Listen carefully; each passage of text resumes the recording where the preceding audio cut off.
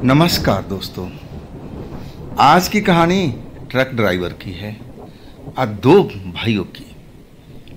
वो जो दो भाई हैं उनका नाम है सुरेंद्र और जितेंद्र, सगे भाई।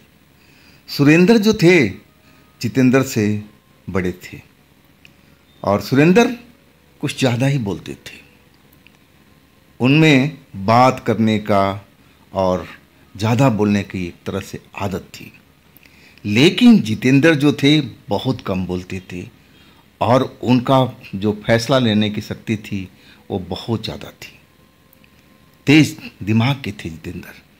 सुरेंद्र भी थे लेकिन उनका बड़पोलापन ज़्यादा था और जितेंद्र पर अपने बड़े भाई होने का एहसास भी दिलाते थे कि मैं तेरे से बड़ा हूँ, मैं तेरे से ज़्यादा अनुभव रखता हूँ।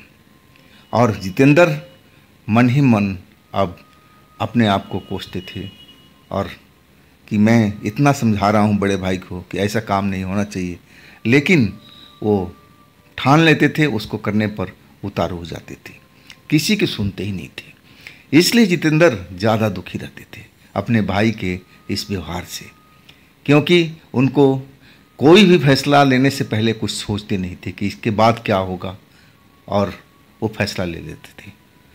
कई बार ऐसा हो चुका था जिसके वजह से सुरेंद्र काफ़ी नुकसान उठाए थे, लेकिन सबक सीख नहीं रहे थे। खैर, आज की जो कहानी की शुरुआत होती है वो होती है जमशेदपुर से, झारखंड के जमशेदपुर। दोनों भाइयों का जो ट्रक था जमशेदपुर में लोड हो चुका था। अब फिर वो उत्तराखंड के लिए निकल पड़े थे और रास्ते में जो उनके साथ घटना बनी, सर्दियों की रात थी, दिसंबर का महीना। अब वो अपना ट्रक लेकर के दोनों भाई निकल रहे थे, चल रहे थे। सुरेंद्र ही ट्रक चला रहे थे और जितेंद्र अपनी दूसरी साइड खिड़की पर बैठे हुए थे। अब ज़्यादातर जो ट्रक चलाने का काम सुरेंद्र ही करते थे और जब वो थक जाते ना तब स्टीयरिंग बोलते जितेंद्र को कि तू अब संभाल ले, अब तेरा काम है। और इसके बाद सुरेंद्र सो जाते थे और जितेंद्र ट्रक को चलाते रहते थे। वो दिसंबर का महीना था, कड़कड़ाती सर्दी पड़ रही थी, ठंडी हवाएं का कहर जारी था और रात का करीब 11 बज रहा था। सुरेंद्र ट्रक चलाते हुए और आगे की तरफ चलती जा रही थी। अब जो सड़क पर था ना, बिल्कुल पहले धुंध नहीं था, कोहरा नहीं था, लेकिन धीरे धीरे कोहरा सड़क पर दिखाई देने लगा। जब कोहरा देखे तो जितेंद्र को थोड़ा चिंता हुई। आप अपने भाई से कहने लगे कि देख भाई, कोहरा अब दिख रहा है, ऐसा कर कहीं ढाबा पर किसी होटल पर ट्रक रोक लेते हैं, धुंध में ट्रक चलाना ठीक नहीं है। लेकिन सुरेंद्र तो अड़ियल थे, वो अपने छोटे भाई की बात मानते ही कहाँ थे। और कहने लगे छोटे, अरे घबराने की ज़रूरत नहीं है, ऐसा कोहरा मैं बहुत ट्रक चलाया हूँ, मुझे अनुभव है, मैं पहाड़ों में बहुत गाड़ियाँ चलाया हूँ जहाँ पर धुंध हमेशा रहती है, तो तू डर मत। लेकिन जितेंद्र डर रहे थे और कह रहे थे कि देख देख भाई, ट्रक को किसी ढाबा पर रोक लेते हैं और 2-4 घंटा हम लोग आराम भी कर लेंगे, दिन भर के थके हुए हैं, हम लोग सोए नहीं हैं, तो इससे बेहतर होगा कि जो मैं कह रहा हूँ वही काम कर लो। लेकिन सुरेंद्र कहाँ सुनने वाले थे। चलते जा रहे थे और अचानक धुंध काफ़ी बढ़ गई। फॉग लाइट भी अब ट्रक का काम नहीं कर रही थी, बस इतनी दूरी दिखाई देती थी कि बस मुश्किल से ट्रक अब जो सुरेंद्र थे चला रहे थे। और तब जितेंद्र से रहा नहीं गया और अपने भाई को बोला कि देख भाई, खतरा मोल नहीं लेते हैं, अब ट्रक को किसी ढाबे पर रोक और वहाँ पर हम चल कर के आराम करते हैं, चाय पानी पीते हैं, और जब सुबह हो जाएगी तब हम लोग निकल पड़ेंगे, इतनी कोई जल्दी नहीं है, हम आराम से माल को डिलीवर करेंगे। अब इतना जब कुछ हुआ समझाने के बाद सुरेंद्र को भी लगा कि हाँ, मेरा छोटा भाई ठीक कर रहा है, क्योंकि धुंध काफ़ी बढ़ गया था, फॉग लाइट काम नहीं करी, इसका मतलब धुंध ज़्यादा है। और तब वो लोग ढाबा देखने लगे। जो सुरेंद्र थे अपने साइड के स्टीयरिंग के साइड में ढाबा देख रहे थे और जितेंद्र अपने साइड में।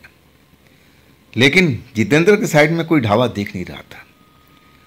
बहुत देखने की कोशिश किया, धुंध भी थी लेकिन नज़र नहीं आया। और अचानक सुरेंद्र के साइड में एक रोशनी सी दिखाई पड़ी। अब रोड के साइड रोशनी का मतलब कि कोई ना कोई ढाबा या चाय की दुकान होगी ही होगी। और इसके बाद बिना जितेंद्र को बताए और उस ढाबा पर, उस जगह पर जहाँ रोशनी थी, वहाँ उन्होंने ट्रक को मोड़ दिया। जितेंद्र पूछे कोई ढाबा दिखा क्या? तब बोले हाँ हाँ ढाबा मुझे दिख गया है, तभी तो मैं ट्रक मोड़ा हूँ। इसके बाद वास्तव में वो एक छोटा सा ढाबा ही था जहाँ पर सुरेंद्र ने ट्रक को अपना मोड़ा और ट्रक को लगाया। धुंध वहाँ पर भी अपना असर दिखा रही थी और सर्दी का कहर तो भरपूर जारी था। शीतलहर चल रही थी, हवा में इतनी तेजी थी, लग रहा था कि हड्डियाँ तक कड़कड़ा देगी, ऐसी शीतलहर थी। ट्रक से उतरते ही और ठंड लगने लगा, जितेंद्र को भी सुरेंद्र को भी। और दोनों भाई ट्रक को लॉक करके सीधा ढाबे की तरफ चल पड़े। ढाबे में प्रवेश कर चुके थे। प्रवेश करने के बाद जब जितेंद्र की निगाहें ढाबे की तरफ पड़ी तो वहाँ पर देखा कि कोई भी ग्राहक नहीं है। ना तो कोई ट्रक वाला है, ना कोई बस वाला है, ना कोई कार वाला है। कोई भी उस स्थान पर पार्किंग में दिखाई नहीं पड़ रहा था। इकलौता उनका ट्रक उस जगह पर खड़ा था। अब रात का करीब 11:30 से ऊपर का टाइम हो चुका था और ढाबे में 2 औरतें दिखाई दे रही थी। उस छोटे से ढाबे में एक तो अधेड़ वो महिला थी और शायद उसकी वो बेटी होगी, वो जवान थी। और एक तो कुछ बना रही थी, जो जवान थी वो काउंटर पर बैठी के कुछ कर रही थी। और जो अधेड़ महिला थी वो चारपाई पे बैठ करके और दूसरी तरफ उसका मुंह था, कुछ खा रही थी। चबाने की आवाज़ उसकी साफ जितेंद्र सुन रहे थे। जब ये लोग ढाबे में प्रवेश किए तब वो अधेड़ महिला जो खा रही थी चारपाई पे बैठ करके, और उसने अपना चेहरा घुमा करके इन लोगों को देखा और फिर अपना खाने में व्यस्त हो गई।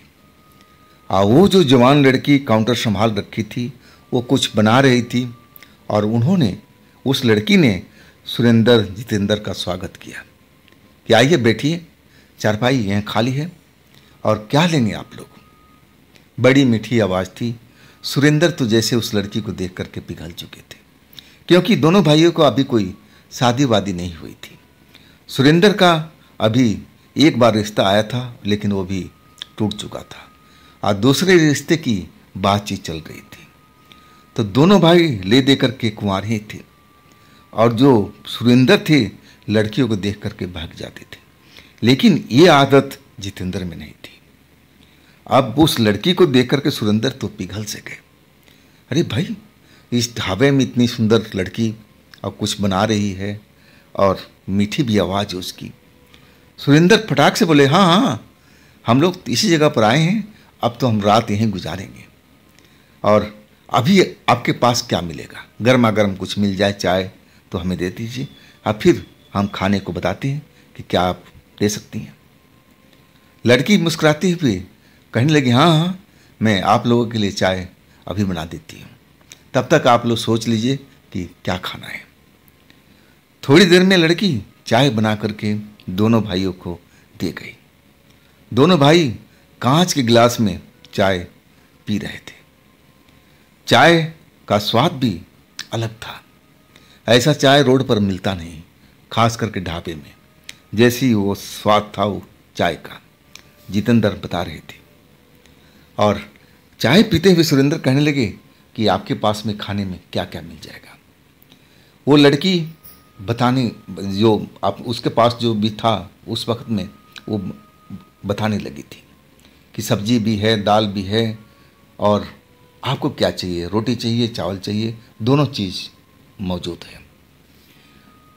जो सुरेंद्र थे ना, ये अंडा मीट मांस खाने वाले व्यक्ति थे और खाते तो जितेंद्र भी थे, लेकिन ढाबे होटल में बहुत मुश्किल से खाते थे, वो भी सुरेंद्र के वजह से। नहीं तो उनका जो इरादा होता था खाने का, तो जब घर पर होते, गांव में होते, तब वो अपना ये इरादा को पूरा करते थे। लेकिन सुरेंद्र कहने लगे, मजाक में ही उस लड़की से बोलने लगे, अरे छोड़िए ना घास पात, आप बताइए मांसाहार में क्या है आपके पास में। वो जो बुढ़िया खाट पर बैठी हुई थी, कुछ खा रही थी। जैसे ही सुरेंद्र ने बोला कि मांसाहार में क्या है, तो फिर अपना चेहरा आप सुरेंद्र जितेंद्र के दोनों की तरफ अपना चेहरा घुमा लिया। अब बड़े ध्यान से दोनों को देखने लगी, बड़ी बड़ी आंखें उसकी करके। लेकिन सुरेंद्र जितेंद्र की ध्यान उस बुढ़िया औरत की तरफ नहीं थी, दोनों का ध्यान था उस लड़की की तरफ में। जितेंद्र तो सुरेंद्र का बस देख रहे थे कि क्या बोल रहा है मेरा भाई, इस ढाबे वाली लड़की से ये दोस्ती करने में लगा है। अब जितेंद्र थे, सब कुछ जानते थे अपने बड़े भाई के बारे में कि ये दिल फेंक आदमी है और कहीं भी अपना दिल को फेंकने लगता है। अब इस देखो ना, ढाबे वाली लड़की से दोस्ती करने लगे। तब वो लड़की बोली कि आपको मांसाहार में क्या चाहिए। आप सुरेंद्र को लगा कि अरे मेरी ख्वाहिश तो पूरी हो जाएगी, ये लड़की तो मानने को तैयार है। पहले तो दाल रोटी और सब्जी की बात कर रही थी, अब फिर कहने लगे कि आपके पास में क्या अवेलेबल हो जाएगा इस वक्त में। तब वो जो बुढ़िया खाना खा रही थी ना, अब फिर अपना चेहरा घुमा करके और सुरेंद्र जितेंद्र को देखने लगी। और इस बार वो जवान लड़की नहीं, वो बूढ़ी औरत बोली कि जो मांगोगे वही मिलेगा, क्या चाहिए आप बता दो। मटन चाहिए मटन मिलेगा, चिकन चाहिए चिकन मिलेगा, और भी कुछ चाहिए तो भी आपको मिल जाएगा। बड़ी अजीब आवाज़ थी उस औरत की। अब सुरेंद्र जितेंद्र का ध्यान उस औरत पर गया, बूढ़ी औरत पर। सुरेंद्र अब उस औरत को एक पल देखे, लेकिन फिर उस लड़की की तरफ अपनी निगाहें कर लिया। लेकिन जितेंद्र का ध्यान उस औरत पर था। वो औरत काफ़ी देर से खा रही थी और लग रहा था कि उसका खाना ख़त्म नहीं हो रहा था। और खाने में जैसे चबाने की आवाज़ थी, जैसे कोई हड्डी गुड्डी को चबा रही हो, धीरे धीरे स्वाद लेते हुए। और फिर सुरेंद्र उस लड़की की तरफ देखते कहने लगे कि आपके पास जो बेहतरीन हो, चिकन हो तो और अच्छा है, मटन हो तो भी चलेगा, दोनों में से कोई हो आप हमें तैयार कर दीजिए। हम खाना भी खा लेंगे और हम यहाँ पर आराम भी करेंगे। अब कोहरा ज़्यादा हो चुका है रोड पर, तो इस टाइम तो हम जा नहीं पाएंगे, अब सुबह ही निकलेंगे। वो लड़की मुस्कुराते हुए सुरेंद्र को बोली कि हाँ हाँ क्यों नहीं, आपके लिए सब कुछ हाजिर है। हम कहें तो आपके लिए मटन तैयार कर देती हूँ और चिकन भी, आप बोलो दोनों में से कौन सी चाहिए।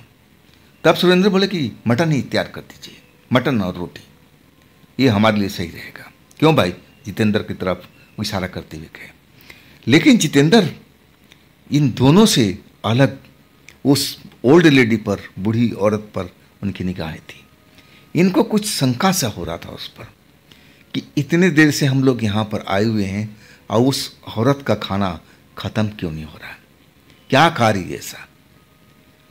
और सुरेंद्र तो जैसे उस लड़की से अब बातें कर रहे थे और लड़की कहने लगी बस थोड़ा टाइम चाहिए, अब मैं अभी आपको रेडी करके देती हूँ, तब तक आप लोगों को कुछ और चाहिए तो बता दो। अब अपनी मीठी बात में सुरेंद्र उस लड़की के चक्कर में पड़ने लगे, फिसलने लगे। और जितेंद्र इशारे से समझाने की उनको कोशिश कर रहे थे कि भाई ऐसा मत कर, ऐसा मत कर, ये ठीक नहीं है। लेकिन सुरेंद्र तो अपने फुल पावर में आ गए थे। उस लड़की के आगे अब लंबी लंबी फेंकने लगे थे कि हम बड़े अमीर घर से हैं, हम तो शौक के लिए ट्रक चला रहे हैं, हमारा खुद का अपना ट्रक है, हमारे पास में धन दौलत की कोई कमी नहीं है, हम शौकिया ट्रक ड्राइवर हैं। अब फेंकते जा रहे थे। जितेंद्र इशारे में कह रहे थे भाई इतना मत फेंक, इतना मत फेंक। लेकिन सुरेंद्र रुक ही नहीं रहे थे। और तब तक वो जो बूढ़ी औरत थी अब अपनी चारपाई से उठी और तब थाली में निगाह जितेंद्र का गया। जितेंद्र देखे कि वाकई में उसके थाली में हड्डी भरा हुआ है, मतलब ये मांसाहार का ही सेवन कर रही थी। तभी इसको खाने में वक्त लग रहा था। लेकिन जो हड्डी थाली में पड़ी थी ना, वो छोटे आकार में नहीं थी। जैसे लग रहा था कि बड़ी सी हड्डी हो, किसी जानवर की हड्डी हो, ऐसा अब जितेंद्र को लगने लगा था कि भाई मटन भी हो तो टुकड़े में काट के बनाया जाता है, चिकन भी हो तो टुकड़े में, छोटे टुकड़े में बनाया जाता है, लेकिन ये तो साबुत हड्डी, जैसे लग रहा था किसी बिल्ली, कोई ऐसा किसी जानवर का हो। ऐसा अब जितेंद्र को समझ में आने लगा था। अब जितेंद्र सोच में पड़ रहे थे कि क्या करें, मेरा भाई तो इस लड़के के चक्कर में फिसलता जा रहा है, मेरी बात सुन ही नहीं रहा है। अब फिर अपने भाई को रोके और कहने लगे धीरे से कान में, देख ये होटल कुछ गड़बड़ लग रहा है, हम लोग को यहाँ पर रुकना नहीं चाहिए। अब हमने चाय पी लिया है, आप चाय का पैसा दो, आप यहाँ से हम खिसक लेते हैं, किसी दूसरे होटल पर रुकेंगे। लेकिन सुरेंद्र उस लड़की की बातों में इतना दीवाना हो चुके थे कि अपने छोटे भाई की बात ही नहीं मान रहे थे। वो कहने लगे इधर नहीं, अब हमने ऑर्डर दे दिया है, अब खाना तो यहीं खाएंगे, आराम भी यही करेंगे। अब छोटे तू ज़्यादा ना नुकुर मत कर, तू थका हुआ है, चारपाई संभाल और लेट ले, खाना हो जाएगा तो मैं तुझे उठा दूंगा। लेकिन जितेंद्र अब ऐसा करने वाले नहीं थे, थके जरूर थे, नींद भी आ रही थी, लेकिन अपने भाई को किसी बखेड़े में पड़ना देखना नहीं चाहते थे। अब बार बार भाई को इशारा कर रहे थे, धीरे से बोल रहे थे कि भाई ये होटल मुझे ठीक नहीं लग रहा है, चले यहाँ से, हम किसी दूसरे होटल में चलेंगे, देख यहाँ कोई ग्राहक नहीं है। सबसे बड़ी बात है कि ग्राहक का ना होना, वो भी रोड पर, मामूली बात नहीं है। कोई ऐसा होटल अब जिसमें कोई ग्राहक ना हो, ऐसा हो ही नहीं सकता। अरे कोई ट्रक, कोई साधन, कुछ तो खड़ा होना चाहिए, लेकिन यहाँ तो कोई है भी नहीं। आप मज़े की यह बात है कि दोनों औरतें ही इस ढाबे को चला रही है, और वो भी रात के टाइम में, ये भी एक शक वाली बात है। लेकिन जितेंद्र बताते रह गए, सुरेंद्र समझने को तैयार नहीं। अब वो जो लड़की थी ढाबे वाली, अब काउंटर से उठ करके अपने माँ के साथ पीछे कोई कमरा स्टोर जैसा था, और वो लोग चले गए। शायद मटन लेने गई होगी, अब मटन ही तैयार करना था। और तब तक टाइम था, मौका था, और जितेंद्र सुरेंद्र का हाथ पकड़ करके जिस चारपाई पर बैठे हुए थे, अब सुरेंद्र को उठाने लगे, भैया चल यहाँ से उठ, बहुत हो चुका तेरा, मैं तब से बर्दाश्त कर रहा हूँ, अब बोल रहा हूँ कि इस लड़की से ज़्यादा मत आगे बढ़, आज देख ज़्यादा भी फेंक रहा है, कम कर फेंकना। आज सबसे बड़ी बात है कि हम यहाँ पर रुकेंगे नहीं, अब चाय तो पी लिया है, अब चाय के पैसे दे इसको, अब हम यहाँ से चलते हैं, ऑर्डर को कैंसिल कर, हमें यहाँ कुछ भी नहीं खाना, मुझे डाउट लग रहा है, इस जगह पर मैं रुकना नहीं चाहता। लेकिन सुरेंद्र डांटने लगे जितेंद्र को कि तेरे से मेरे खुशी दिख नहीं जाती ना, एक लड़की से मैं थोड़ा हंस खेल करके बात करने लगा, तेरे को बुरा लगने लगा, तू तो ऐसा ही तेरा सोच है। अरे भाई अब तू जा चारपाई पर लेट, यहाँ सब कुछ ठीक है, देख रहा कितना खूबसूरत लड़की है, कितना मीठी आवाज़ में बात कर रही है, यहाँ क्या कमी है, क्या तेरे को ये लोग भूत दिखाई दे रहे हैं? जब ये बोले तो जितेंद्र अब बोले हाँ मुझे तो ऐसा ही लग रहा है। अब सुरेंद्र जितेंद्र पर गुस्सा हो गए और डांटने लगे, अरे इतनी सुंदर लड़की और तू उसको भूत बता रहा है, तुझे शर्म नहीं आ रही? अब सुरेंद्र जितेंद्र में बहस हो गई थी, आज दोनों औरतें अपने स्टोर रूम में थी, शायद मीट का प्रबंध कर रही थी, ना जाने क्या कर रही थी, और दोनों में बहस काफ़ी बढ़ गई थी। जितेंद्र भी झुकने के तैयार नहीं थे, अब सुरेंद्र तो और ज़्यादा आगे बढ़ चुके थे। अब आखिरकार गुस्सा जितेंद्र को आ गया कि तू मर, तुझे जो करना भाई कर, मैं वाकई में सोने जा रहा हूँ, आज सुन, मेरे को खाने के लिए मत उठाना, मैं इस जगह का मटन बिल्कुल नहीं खाऊंगा, तुझे ही मटन खाना है तो खाते रहना। इसके बाद जितेंद्र एक चारपाई पर जा करके कंबल अपना लिए हुए थे, ओढ़ करके अब सो गए। अब सुरेंद्र जो थे इंतज़ार करने लगे कि कब भाई खाना मिलेगा, कहाँ गई लड़की। काफ़ी देर हो गया, काउंटर खाली था और वो लड़की का इंतज़ार कर रहे थे। माँ बेटी जैसे लग रहा कि दोनों का आपस में रिश्ता होगा। सुरेंद्र यही सोच रहे थे कि दोनों माँ बेटी ही होगी। और इंतज़ार का कभी ख़त्म नहीं हो रहा था। आधा घंटा हो गया, पौन घंटा हो गया। तब लगा कि अरे पता करना चाहिए, इतना देर हो चुका, ये माँ बेटी गई तो कहाँ गई। आखिरकार देखा तो जितेंद्र कंबल ओढ़ करके खाट पर लेटे हुए थे। अब जो सुरेंद्र उठे अपने खाट पर से और उस स्टोर की तरफ जाने लगे। स्टोर में जब पहुंचे तो देखा दरवाज़ा बंद है और अंदर में कुछ काटपीट का काम चल रहा है। आवाज़ आ रही है जैसे कोई सब्जी काट रहा हो, मटन काट रहा हो, ऐसी आवाज़ें सुनाई पड़ रही थी। और दोनों माँ बेटी आपस में खुसर पुसर भी कर रही थी। और उसी वक्त में अब सुरेंद्र जी दरवाजे पर खड़े हो गए थे। दरवाज़ा भिड़ा हुआ था, बंद नहीं था। अब फिर धीरे से उन्होंने दरवाज़ा को खोला और जैसे ही दरवाज़ा खोला ना, तो सबसे पहले उसकी जो बुढ़िया माँ थी उसका चेहरा दिखाई पड़ा। वो अपनी बेटी से बात कर रही थी। लेकिन जब सुरेंद्र ने उस बूढ़ी औरत का चेहरा देखा ना, तो कांप के रह गए थे। वो क्या देख रहे हैं कि जिस तरह वो बूढ़ी औरत का चेहरा था वैसा तो है नहीं। अब बिल्कुल उसका चेहरा एक जानवर की तरह दिखाई देने लगा है। हड्डियों का ढांचा, बड़ा सा मुंह और नुकीले दांत, आंखें गड्ढे में धसी हुई।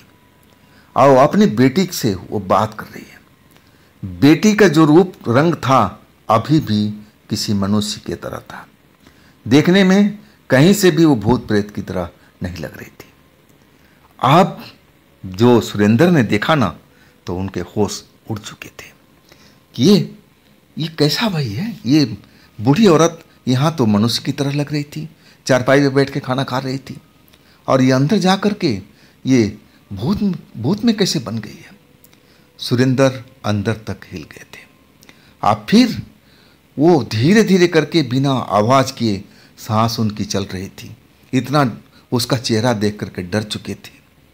और सबसे बड़ी बात थी कि वहाँ पर जो लड़की थी ना, किसी जानवर को जैसे काट रही हो, उसकी मांस को। अब कौन सा छोटा जानवर था वो समझ में नहीं आ रहा था। ये सब देख करके सुरेंद्र बहुत डर चुके थे। उनको लगा कि मेरा भाई जो कह रहा था ना, जितेंद्र सही कह रहा था, मुझे उसकी बात को मान लेनी चाहिए थी। लेकिन अब बहुत देर हो चुका था।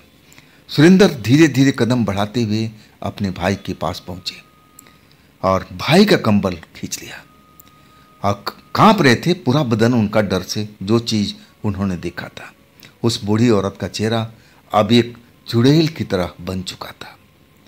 और लेकिन वो लड़की अभी भी जवान लड़की की तरह दिख रही थी, जैसे इस काउंटर पर थी वैसे वहाँ स्टोर में भी। लेकिन मांस को काट रही थी। ना जाने किस चीज़ का मांस था, अब कुछ भी समझ नहीं आ रहा था। सुरेंद्र जी को बहुत खौफ में थे। जितेंद्र को उठाने लगे धीरे से। भाई उठ, भाई उठ, देर मत कर भाई। जितेंद्र आंख मलते हुए अब उठे, कहने लगे तेरा हो गया। सुरेंद्र कांप रहे थे, आवाज़ उनकी कांप रही थी और धीरे धीरे लहरा लहरा के बोल रहे थे, जल्दी से चल यहाँ से। जितेंद्र उठ जा जल्दी से, देरी मत कर भाई। अब जितेंद्र को कुछ समझ में नहीं आ रहा कि अभी तो इस लड़की के आगे चहक रहा था, लंबी लंबी फेंक रहा था, और अब इसको क्या हो गया। अभी तो मटन का ऑर्डर दिया था, मटन उसका पता नहीं रेडी हो रहा है कि नहीं हो रहा, क्योंकि जितेंद्र जो थे अब सो चुके थे। आप जब उनकी आंख खुली तो भाई उठा रहे थे और कह रहे थे कि चल यहाँ से, चल यहाँ से, भाग। जितेंद्र कुछ समझ में नहीं आ रहा था कि भाई अचानक कैसे बदल गया, क्या हो गया इसको, इसने क्या देख लिया। वो पूछने लगे कि हुआ क्या भाई, तो इतना डरा हुआ क्यों दिख रहा है, क्या बात हो गई। सुरेंद्र बोलना चाहते थे, बताना चाहते थे कि भाई मैंने क्या देखा है, लेकिन कुछ बोल ही नहीं पा रहे थे। बस एक लफ्ज बोल रहे थे, चुड़ैल है यहाँ पर, चुड़ैल है यहाँ पर। अब इसके बाद तो बात जितेंद्र को समझ में आ गई कि जो उनका शंका था बिल्कुल सही लग रहा है। यहाँ पर अब रुकना नहीं है। और फिर उठने में देरी नहीं की जितेंद्र ने, और जितेंद्र सुरेंद्र का हाथ पकड़ करके, और क्योंकि वो हाथ उनका पैर सब कुछ कांप रहा था, अपने बड़े भाई को संभाल करके आप ट्रक की तरफ चलने लगे। लेकिन जैसे ही ट्रक के पास पहुंचे तब तक पीछे से लड़की ने आवाज़ लगाना शुरू किया, अरे आप लोग कहाँ जा रहे हो? आप लोग के लिए मैं ताज़ा ताज़ा मटन काट के लाई हूँ, बस 10 मिनट आप लोग बैठिए और मैं आपको बहुत स्वादिष्ट खाना दे रही हूँ। लड़की आवाज़ लगाने लगी, लेकिन जब देखे जितेंद्र सुरेंद्र दोनों मुड़ करके डरे हुए थे। जितेंद्र तो ज़्यादा खौफ में नहीं थे, लेकिन अपने भाई की ये हालत देख करके अंदर डर जरूर लग रहा था। जब मुड़ करके देखे तो सिर्फ वही लड़की थी, वो कोई चुड़ैल नहीं थी, जैसे साधारण लड़की होती है वैसे ही थी, वही उनको बुला रही थी, आवाज़ दे रही थी। सुरेंद्र एक बार जरूर देखे उस लड़की को, लेकिन जितेंद्र कहने लगे, चल यहाँ से, ये भी चुड़ैल है, मुझे लग रहा है ये भी चुड़ैल है, यहाँ रुकना ठीक नहीं है। अब जितेंद्र तो बिल्कुल रुकना नहीं चाहते थे तो शुरू से। अब सुरेंद्र को हाथ पकड़े हुए और ट्रक के आगे जैसे ही मुड़े जाने के लिए तो क्या देख रहे हैं कि वो बूढ़ी औरत उनके ट्रक के आगे खड़ी है रास्ता रोक करके। आज जैसे सुरेंद्र ने बताया था वैसा ही चेहरा, बिल्कुल किसी चुड़ैल की तरह लग रही थी। दोनों हाथ फैला करके और रास्ता रोक कर खड़ी हो गई और भारी आवाज़ में अजीब सी आवाज़ थी उस बूढ़ी औरत का।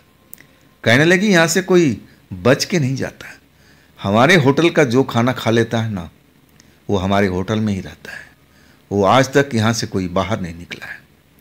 तुम लोग कोई भी बच के नहीं जाओगे, तुम्हें इसी होटल में रहना पड़ेगा। और तब तक वो लड़की जो थी वो भी आ चुकी थी और देखते ही देखते उस लड़की का भी रूप रंग बदलने लगा। वो भी अपनी माँ की तरह हो गई थी, बिल्कुल एक चुड़ैल। उसका भी सुंदर चेहरा अब भयानक बन चुका था और वो भी इनका रास्ता रोक लिया था कि हम तुम्हें जाने नहीं देंगे, तुमने मेरे होटल में आए हो, अब इसी होटल के अंदर रहोगे हमेशा के लिए, हम तुम्हें मार देंगे और तुम्हें इसी होटल में रखेंगे, तुम्हारी आत्मा को। आप तो दोनों भाइयों का और होश उड़ चुका था। सबसे ज़्यादा तो डरे हुए थे सुरेंद्र। अब उनको लग रहा था कि अब ज़मीन पर गिर जाएंगे, बेहोश हो जाएंगे। दोनों की जो सूरत देख ली। और इसके बाद जितेंद्र समझदार थे, डिसीजन बहुत जल्दी लिया करते थे। और सुरेंद्र तो होपलेस हो चुके थे, वो तो लग रहा था कि बस अब ज़मीन पर गिरेंगे, अब गिरेंगे, इसके बाद कुछ नहीं हो सकता इनका। लेकिन जितेंद्र समझदार थे, फैसला लेने में बहुत फास्ट थे और समझ गए कि अब क्या करना है। अब इसके बाद जितेंद्र अब हनुमान जी को याद करने लगे, समझ गए कि मामला यहाँ तक चुड़ैलों का है। और चुड़ैल का रक्षा कौन करता है, भूतों से कौन बचाता है, तो बजरंगबली। अब बजरंगबली का अब जितेंद्र जी नाम लेने लगे। अपने भाई से भी बोले कि हनुमान चालीसा पढ़ो, जल्दी पढ़ो और तभी हम लोग बच पाएंगे, नहीं तो दोनों लोग मारे जाएंगे। लेकिन सुरेंद्र की हालत इतनी खराब थी कि उनका खुद अपना नाम नहीं निकल रहा है, वो हनुमान जी को नाम क्या लेंगे।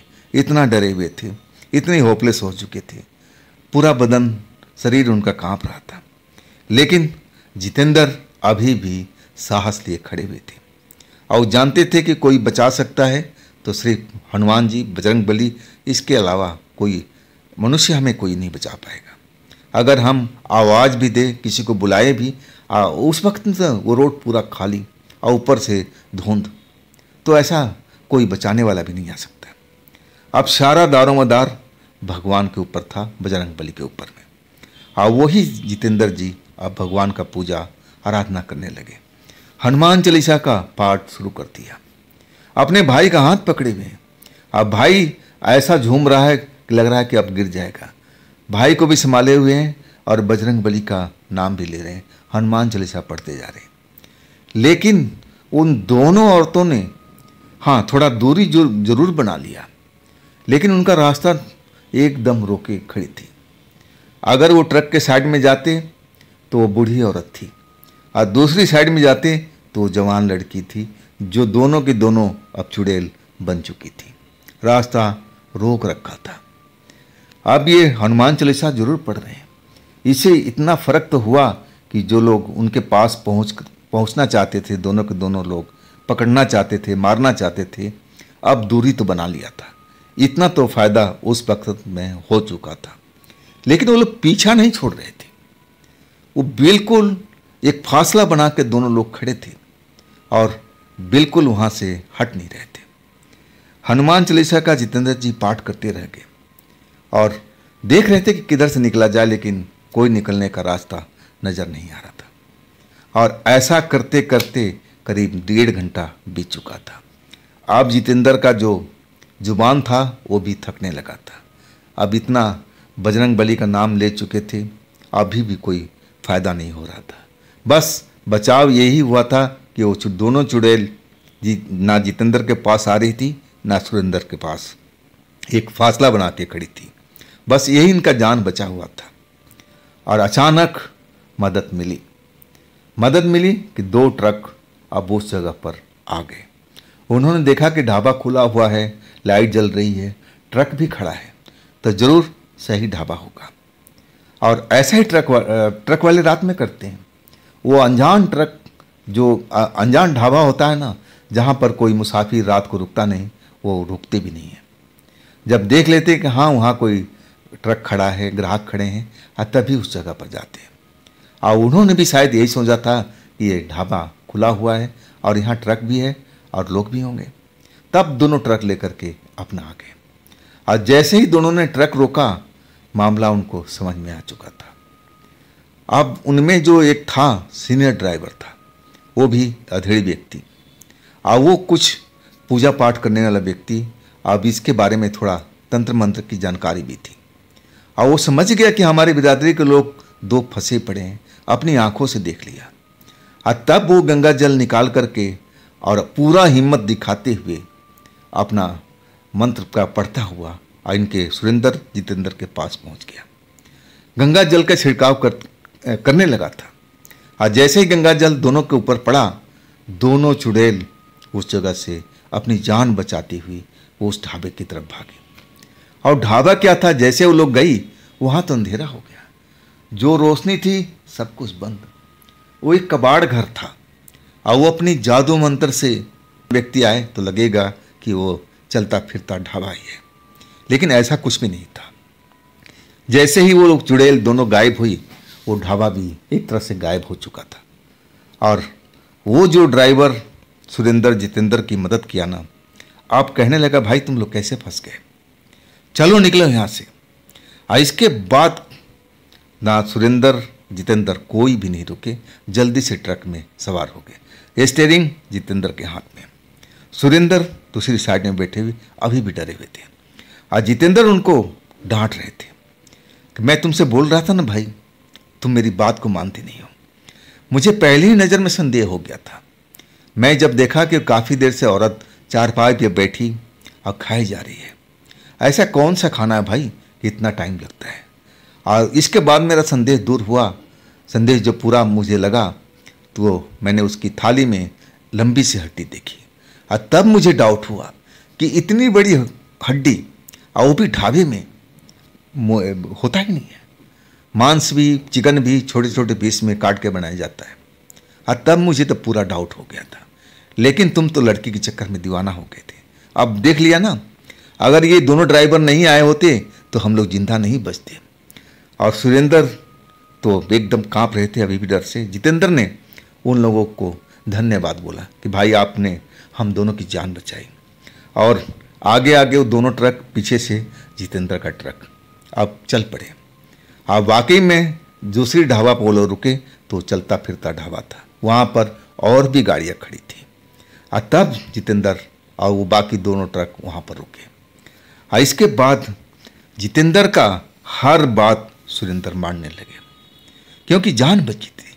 उस वक़्त अगर जितेंद्र ऐसा नहीं करते, फैसला जल्दी से नहीं लेते, समझदारी नहीं दिखाते, भगवान का नाम नहीं लेते बजरंग बली का, तो हो सकता है कि वो दोनों चुड़ैल दोनों को अब तक मार करके ना जाने क्या कर दिया होता।